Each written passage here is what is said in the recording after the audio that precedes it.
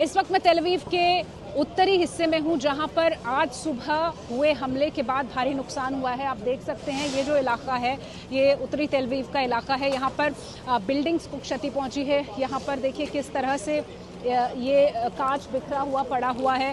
कांच बिखरा है। एटीएम की बिल्डिंग, एटीएम की मशीन्स को यहाँ पर क्षति पहुंची है। ये जो बैंक की इमारत थी इस पर एक मिसाइल सैल्वो आके लगा और तमाम ऐसी मिसाइल्स, लगभग 27 मिसाइल्स की यहाँ पर आने की खबर है, जिनमें से पहले 25 और फिर बाद में दोबारा से कुछ और मिसाइल्स आई। आप देखिए यहाँ पर रिस्टोरेशन का काम चल रहा है। पुलिसकर्मी हैं, एम्बुलेंसेज यहाँ पर मौजूद हैं और जो भी टूट फूट हुई है उसको पहले क्लियर किया जा रहा है ताकि जो मूवमेंट्स हैं वो क्लियर रहें। और यहाँ पर आपको ये भी बताएं कि एक तरफ तो ये रेस्टोरेशन हो रहा है, एम्बुलेंसेज से लोगों को ले जाया जा रहा है, दूसरी तरफ ये कोशिश की जा रही है कि जल्द से जल्द फिर से अगर कुछ इस तरह का अलर्ट होता है तो लोगों को कैसे सुरक्षित रखा जाए।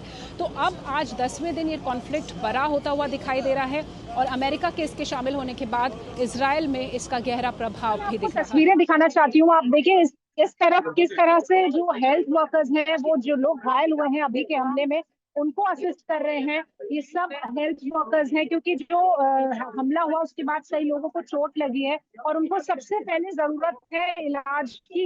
उनको जो घायल है, जो गंभीर रूप से घायल है, उनको अस्पतालों में ले जाया गया है। जिनको छोटी चोटें लगी हैं उनको यहीं पे बैंडेड दिया जा रहा है, फर्स्ट एड दिया जा रहा है। आप देखिए ये पूरा इलाका है, ये बहुत ही व्यस्त इलाका है। जो तेल अवीव का यहाँ पर सिक्योरिटी फोर्सेस है, उन्होंने कॉर्डन ऑफ किया है इस पूरे इलाके को और रिस्टोरेशन का काम अभी किया जा रहा है। सड़कों को क्लियर ऑफ किया जा रहा है क्योंकि जो इमारतें टूटी हैं उसकी वजह से बहुत सारा कांच टूटा और बहुत नुकसान हुआ है। यहाँ पे आप देखिए सड़क क्लियर की जा रही है। मैं आपको दिखाने की पूरी कोशिश कर रही हूँ कि किस तरह से यहाँ पर रिस्टोरेशन हो रहा है।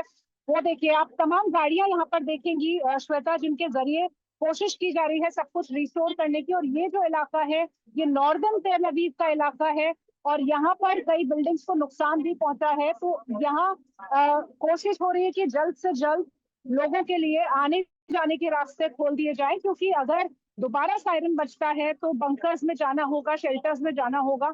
तो ये आज का नजारा है। अब से लगभग 2.5 घंटे पहले जो हुआ उसके बाद का रेस्टोरेशन यहाँ पर चल रहा है।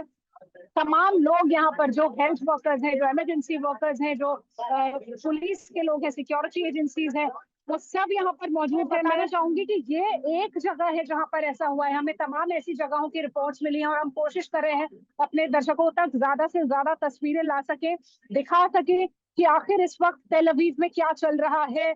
और ये पहली बार है जब इतना बड़ा हमला एक दिन में, यानी कि सिर्फ 30 से 40 मिनट के अंतराल में इतना बड़ा हमला हुआ है। 27 मिसाइलें एक साथ दागी गई हैं पूरे इजराइल के ऊपर। उसमें उत्तरी इजराइल से लेकर कई दूसरे इलाके हैं और खास तौर पर तेल अवीव को निशाना बनाया गया है क्योंकि ये सिटी सेंटर है, ये कैपिटल सिटी है और यहाँ पर सबसे ज्यादा नुकसान पहुंचाने की कोशिश की जा रही है। देखिए ये पूरी ऊंची ऊंची इमारतें यहाँ पर हैं। यहाँ पर किस तरह से आप पूरा एक सड़क का किनारा देखिए, सिर्फ रेस्टोरेशन के लिए थमा हुआ है, रुका हुआ है। और कोशिश यही की जा रही है कि जल्द से जल्द इस रेस्टोरेशन को पूरा किया जाए ताकि ये जो रुकावट है ये लोगों को सुरक्षित रखने में कोई बाधा ना बने। और इसलिए क्योंकि हाई अलर्ट है अभी पूरे इजराइल में, इस वक्त जो होम फ्रंट है उसमें हाई अलर्ट यहाँ पर जारी किया हुआ है। लोगों को कम से कम बाहर निकलना है, बिल्कुल एक्सपोज नहीं होना है। और एसेंशियल सर्विसेज, सिर्फ एसेंशियल सर्विसेज के लिए, देखिए एम्बुलेंसेज का आप नजारा देखिए किस तरह से कतार में यहाँ पर एम्बुलेंसेज खड़ी हुई हैं। ये भी एक गाड़ी यहाँ पर एम्बुलेंस की है। हेल्थ वर्कर्स यहाँ पर मौजूद हैं। जिन लोगों को जो जरूरी है इस वक्त वो सब कुछ यहाँ पर मुहैया कराया जा रहा है।